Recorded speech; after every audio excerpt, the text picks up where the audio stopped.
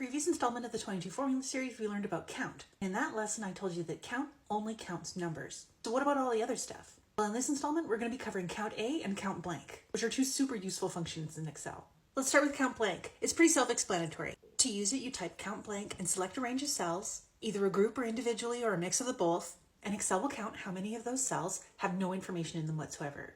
It's important to know when you're counting blanks that Excel has two different versions of blank. One is a cell that is legitimately blank. It doesn't have a formula in it. You've never typed in it before. It is literally an empty cell. The second is a cell where you've entered a formula where the result that it returns is two quotation marks side by side. Those two quotation marks side by side, Excel interprets as blank.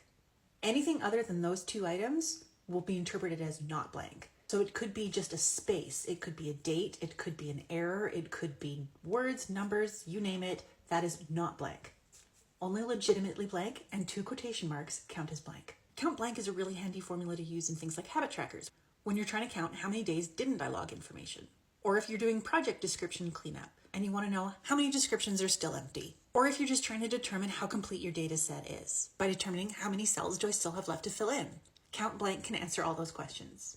Now the function count A, it's the opposite. It counts any cell that has anything in it whatsoever, other than a blank. So numbers, dates, punctuation, errors, true or false values, even formulas that look blank, all counted. Now count A is amazing for things like tracking progress. So if you ever want to determine how many things have I already completed, you can use a count A formula to do that. I tend to use it in any instance where I want to determine how much have I done so far, or how much is completed so far. To drive home how they work, let's do a little example here. So cell B2 is empty, cell B3 has two quotation marks in it, cell B4 is a set of numbers, cell B5 has some text, and cell B6 results in an error. If I do count, I will only get a result of 1 because it's only counting the numerical value.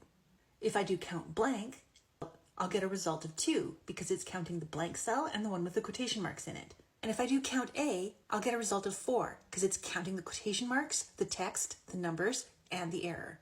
So when you want to count what you're missing, use count blank. When you want to count what you have, use count A. And if you only want to count numbers, just use count.